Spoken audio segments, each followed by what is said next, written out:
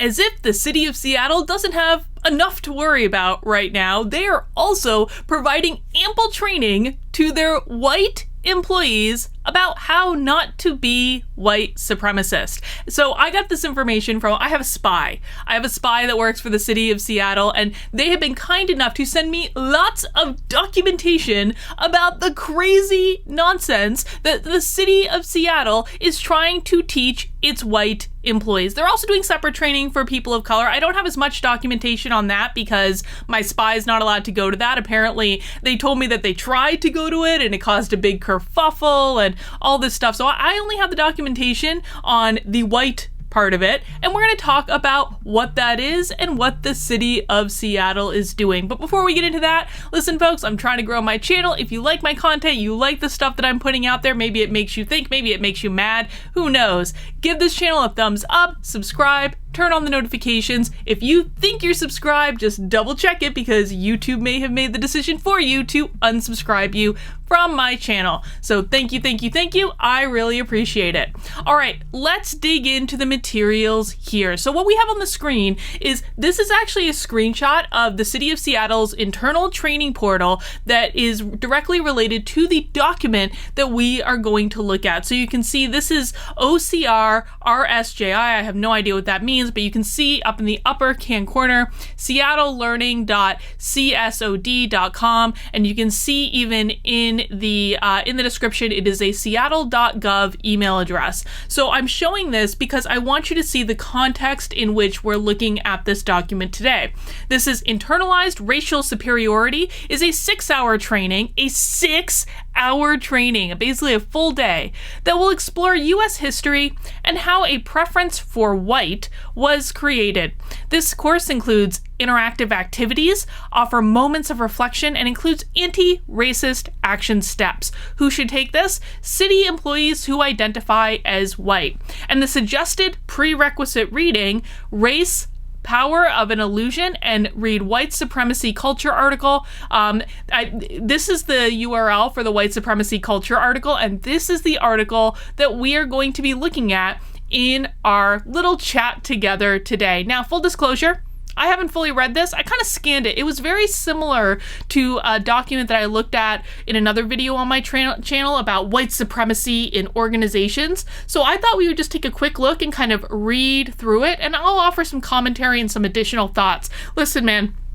Full disclosure, organizational training is what I do for a living in the real world. So I see a lot of these types of things, and not necessarily in relation to white supremacy all the time, but it's really one of the reasons I'm very concerned about this is I think that this type of training is really detrimental to organizations. I think it's detrimental to team cohesion. I think it's detrimental to psychological safety, to trust, to open communication. This is going to hurt so many of the functions of a high-performing, resilient team. And I'm not just saying that for the white employees, I'm saying that for the people of color too. This type of stuff does not bring people together. It only pushes people further apart. It only creates more divisions. When we're talking about organizations doing this type of training or having high-functioning, high-performing teams, you want people to come together, forming that cohesive, resilient unit. There are a lot of things that go into that are challenging enough on their own. But when you are taking a subset of the population and you're saying you are inherently bad and evil people, and here are all the ways you're bad and evil, it makes it almost impossible to actually create group cohesion. It really does. So let's take a look at what they're talking about in this white supremacy culture worksheet. This is just a bunch of names up at the top. This is a list of characteristics of white supremacy culture which show up in our organizations. Culture is powerful precisely because it is so present and at the same time so very difficult to name or identify. It's not really difficult to name or identify. We have lots of ways to name and identify it in organizations, actually. The characteristics listed below are damaging because they are used as norms and standards without being proactively named or chosen by the group. They are damaging because they promote white supremacy thinking. They are damaging to both people of color and to white people. Organizations that are people of color led or a majority people of color can also demonstrate many damaging characteristics of white supremacy culture. So you see what it just did? It just said people of color or organizations that are made up entirely or mostly of people of color can also be white supremacist. All right, let's see what they have to say. Perfectionism. Little appreciation expressed among people for the work that others are doing. That is not an issue of race, that is an issue of work style. There are certain work styles that are significantly more inclined to express appreciation than others. That has nothing to do with race. Appreciation that is expressed usually directed to those who get the most credit anyway. More common to point out either how a person or work is inadequate, again, that's a work style question that has nothing to do with race, or even more common to talk to others about the inadequacies of a person or their work without ever talking directly to them. That is a culture issue, but it has nothing to do with race. That has to do with people being uncomfortable universally with giving out feedback. So what they do is they go and gossip, or they shut the door and they talk about people behind their back. It has nothing to do with race. All people do that in offices. Mistakes are seen as personal. They reflect badly on the person making them as opposed to being seen for what they are. Mistakes. It's also a work style thing. Making a mistake is confused with being a mistake. Doing wrong, being wrong. I have literally never seen this occur in organizations. I work with very diverse organizations, people of all different colors and genders and orientations and identities and all these things. I don't recall a single time when I have ever seen someone say, "You are a mistake." It just doesn't happen. I mean, I won't say it never happens ever in the history of the workplace. I'm sure it has, but not in any significant number to qualify it to be on a worksheet as something that shows up commonly. Little time, energy, or money put into reflection or identifying lessons learned that can improve practice. In other words, little or no learning from mistakes. I see this happen all the time in organizations. It's called an after-action review. You do a project, you do something big, and then you execute it, and then you all come together to say, what could we have done better? I have literally done this in every organization I've ever worked with. That's not true. Tendency to identify what's wrong, little ability to identify, name, and appreciate what's right. It is very true that this is hard for a lot of organizations, but again, this is a work style issue. This is not about 70% of people, all people, of all races are uncomfortable receiving a compliment. About actually the same amount, it's a little bit less, but it's around the same amount, are actually uncomfortable giving out a compliment. It is a work style issue. It is not a race issue. Often internally felt. In other words, the perfectionist fails to appreciate her own good work, more often pointing to the faults or failures, focusing on the inadequacies and the mistakes rather than learning from them. The person works with a harsh and constant inner critic. That's a work style thing. That is true about 25% of people. It's the conscientiousness work style. I use the DISC model when assessing work style in organizations. I just found it to be the most accurate and effective way to assess. It's also one of the most effective tools to teach because people actually remember it. Much easier to learn than something like the Myers-Briggs. So in DISC, there's one work style called the conscientiousness work style that does have a perfectionism thing to it. These are the people who don't want to be wrong, have a really hard time admitting they're wrong. If like Dr. Spock was a work style, he would be the conscientiousness work style. So that has nothing to do with race, because when you're looking at a DISC assessment, it's evenly distributed across different races. Race is not a factor in the results that you're going to get. We know this. There are millions and millions and millions of these things done every single year from people of all sorts of colors and backgrounds and all these things. It simply is not a factor in what work style you end up as. Anecdotes. Develop a culture of appreciation where the organization takes time to make sure that people's work and efforts are appreciated.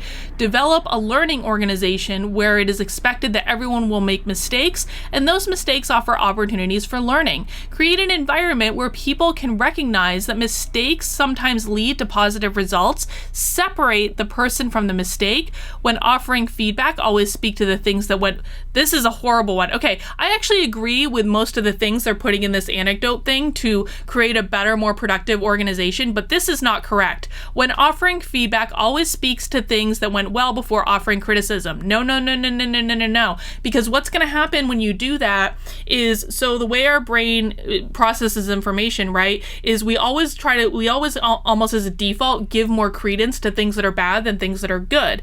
And so when you're combining a negative piece of feedback with a positive piece of feedback, you are losing the entire impact of that positive piece of feedback. If something goes well, give the positive piece of feedback. If something goes poorly, give the negative piece of feedback. But if you give the two together, what any human being of any race, I can't believe I even have to say this race nonsense, like of any race. Let's just make a blanket statement that if I'm saying something about human beings in this video, it applies to everyone. It's not a race-specific thing.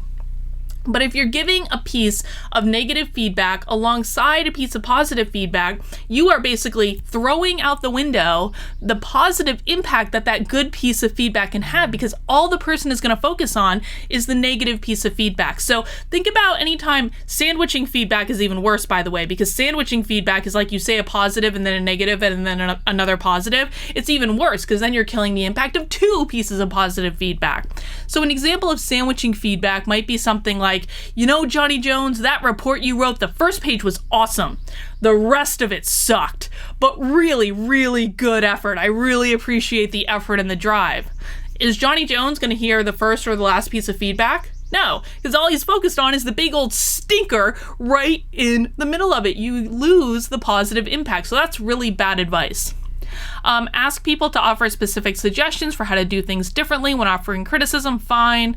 Realize that being your own worst critic does not automatically improve the work, often contributes to low morale, and does not help you to group or realize the benefits of learning mistakes. Again, I actually agree with all of these things except for the feedback one. I just think that they have nothing to do with race. This is about human beings and organizations. I teach this.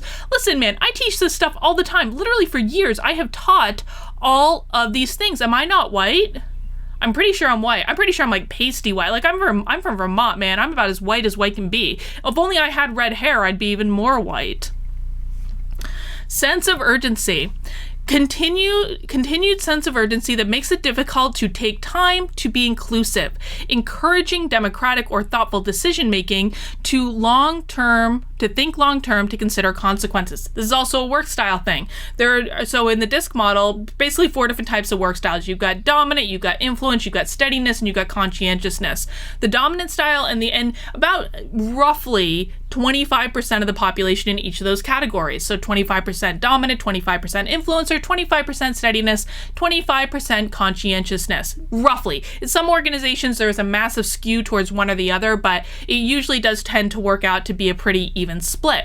So when you have the dominant and influencer style, those work styles are much faster paced, much less likely to slow down, to have conversations, to bring people in, to gain buy-in.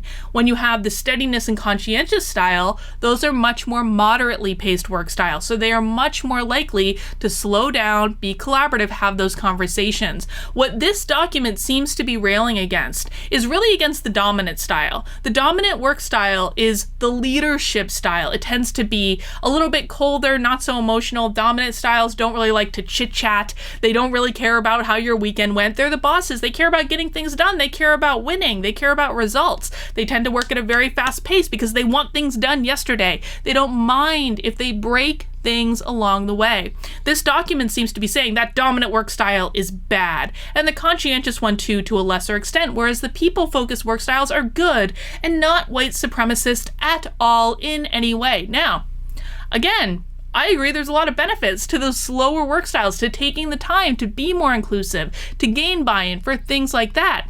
But that has nothing to do with race. It has literally nothing to do with race. This is a work style issue. Frequently, it results in sacrificing potential allies for quick or highly visible results. For example, sacrificing interests of communities of color in order to win victories for white people.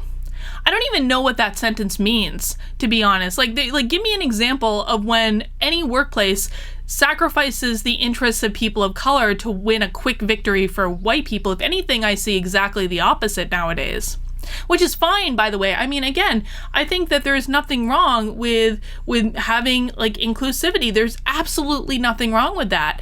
But I wouldn't say that this is something I frequently see in organizations. I just don't. Reinforced by funding proposals which promise too much work for too little money, and by the funders who expect too much for too little. I have no idea what that means. Okay, so what they suggest as an anti-white supremacist culture. Realistic work plans, leadership which understands that things take longer than anyone expects. That's not always true. Discuss and plan for what it means to set goals of inclusivity and diversity, particularly in terms of time. Learn from past experiences how long things take. Write realistic funding proposals with realistic... So basically all this is saying is be realistic about how long things take. Again, about 50% of the population, those with the conscientious and the steady work style, they do take more time, but they tend to be shouted down sometimes by the dominant work style, the dominant work styles do tend to be in leadership positions in organizations. They just are the natural leaders that tend to rise up to those positions, and oftentimes they want things done faster than the steadiness and conscientious style. So I agree there should be a process of negotiation and things should be very realistic, but it has nothing to do with race. Defensiveness. The organizational structure is set up and much energy spent trying to prevent abuse and protect power as it exists rather than to facilitate the best out of each person or to clarify who has power and how they are expected to use it. I actually agree with this complaint, but again, has nothing to do with race. Because of either or thinking, see below, criticism of those with power is viewed as threatening and inappropriate. Well, frankly, I'm going to be honest with you. In any job, in any organization, one of your primary jobs is to, frankly, not make your boss look bad. If you're making your boss look bad, like... that's just stupid. Again, that has nothing to do with race. That's just stupid. You're supposed to make your boss look good. That's just, I mean, this is a person that does have control over your job, has control over whether or not you get the promotion, control whether or not you get the raise, that sort of thing. Don't make your boss look bad.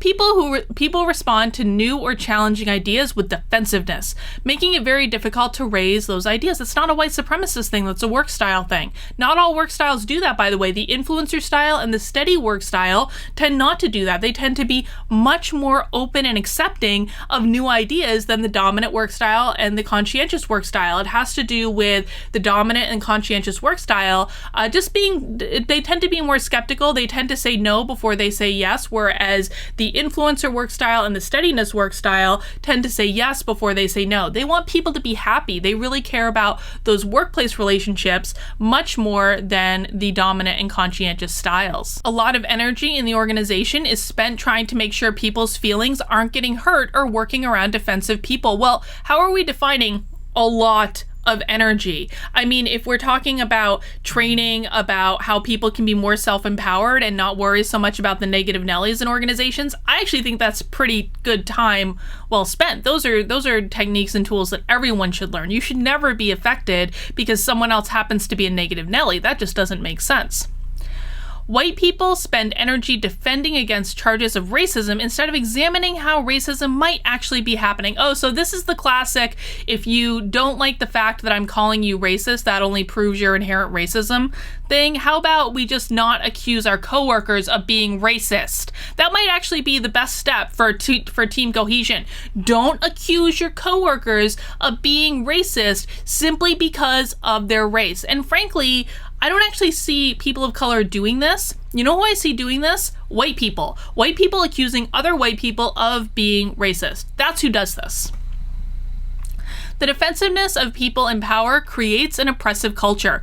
In any organization, in any well-run organization, you are going to have people that are inherently in higher positions than other people. That is the way that proper organizations function. It's actually beneficial. It's clear who the decision maker is. It's clear who's providing the guidance about what you're going to do, how you're going to do it, giving you positive feedback, giving you negative feedback. You need people at the top. You need, as much as this document is trying to rail against the dominant work style, guess what? Nothing would ever happen in organizations if you didn't have people at the top with those dominant work styles that were setting the big, bold visions and saying, we're going to go here. Listen, man, Elon Musk, classic D. classic D. He has big ideas, big visions. Without him, like Tesla, SpaceX, all these things, they wouldn't exist. That is the value of the D work style. And then other people in the organization that work for him, that report up to him, either directly or indirectly through several different lines of reporting, they're the ones that actually make it happen.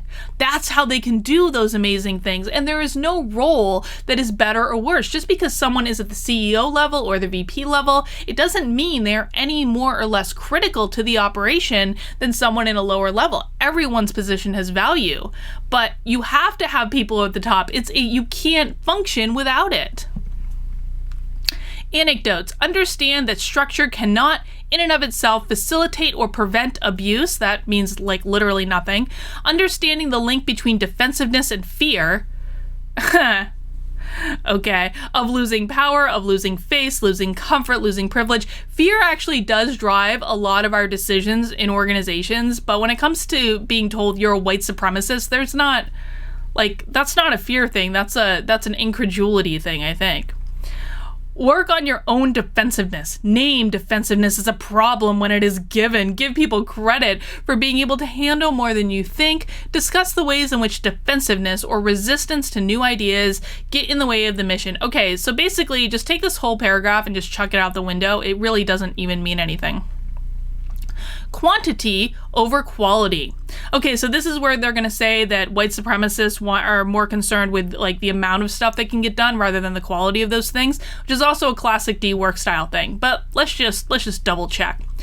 All resources in the organization are directed towards producing measurable goals. Apparently having goals and being able to measure them is white supremacist, according to this document. No, it's not. If you can't measure it, you can't manage it. This is like management 101, man. Things that take, like, and you know, here's the thing. You know this document was written by someone who has never run a business, because running a business costs money. If you aren't looking at where the money is spent and whether or not that output of money provides a return on investment, you are not going to be in business for very long, because at some point you're going to run out of money. Money does not grow on trees. You can't just spend without actually getting anything in return and manage to run an effective business. It doesn't work like that. Things that can be measured are more highly valued than things that cannot. You can measure almost anything. You can measure it qualitatively or you can measure it quantitatively. You can measure almost anything. For example, the numbers of people attending a meeting. No one measures meetings by the number of people attending a meeting. Newsletter circulation, money spent. Money spent are valued more than the quality of relationships, democratic decision-making, ability to constructively deal with conflict. This is inherently untrue. First of all, I measure all of these things. I can measure the quality of workplace relationships. I can measure democratic decision-making. I can measure the ability to constructively deal with conflict on an individual level and on a team level. I can measure all of those things. These are like, so this person just does not know what they're talking about. Little or no value, and frankly, organizations pay me a lot of effing money to measure these things. So to say that organizations don't put any value on measuring these things, absolutely wrong. Otherwise, like, I would have no business. Little or no value attached to process. If it can't be measured, it has no value. Again, everything can be measured. Discomfort with emotion and feelings. Okay, that's a work style thing. No understanding that when there is a conflict between content, the agenda of the meeting, and process, people's needs will be heard and engaged. Process will prevail. For example, you may get through the agenda, but if you haven't paid attention to people's needs being heard, the decisions made at the meeting are undermined or disregarded. I literally do training on this. To help people understand how to watch body language, to think about the different work styles in the room, to help people understand how to make sure people are receiving the message, gaining buy-in, all that stuff. So, BS. Include process or quality goals in your, so this is anecdotes. Include process or quality goals in your planning. Make sure your organization has a values statement which expresses the ways you want to do work. Make sure this is a living document and that people are using it in their day-to-day work. Look for ways to measure process goals. For example, if you have a goal of inclusivity, think about ways you can measure whether or not you achieve that goal. This is not even hard. Like, I measure this stuff all the time.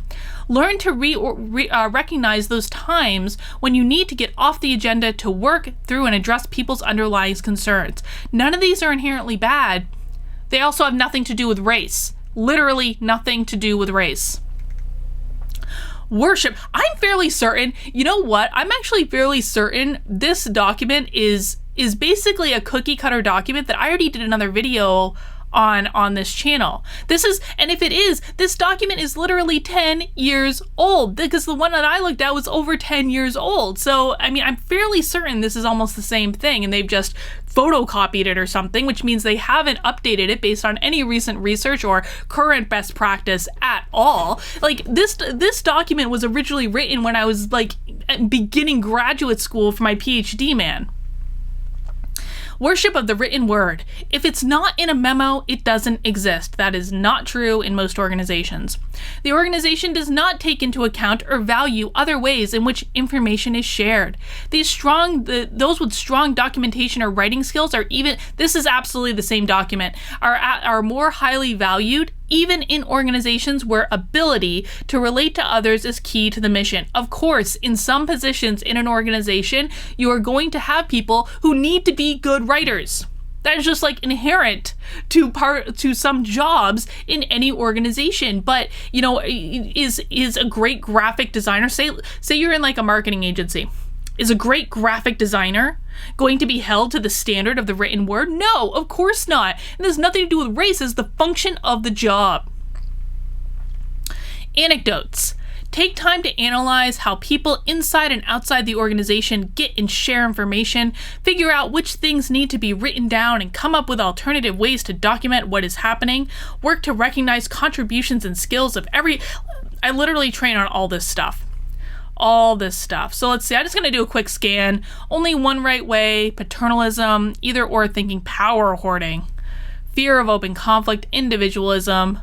I'm the only one? It's connected to individualism, so we probably have to go over. Oh my God. These people are crazy. Okay, so let's actually look at partial bibliography. 1997, 99, 97, 2000. This document is over 10 years old.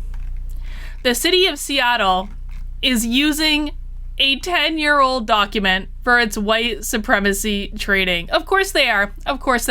Because people who do this work, they don't listen, man, these are not serious people. I'm sorry. These people have no idea how organizations actually run, what's taking place. I mean, all the things that we've gone over so far are literally things that I train on.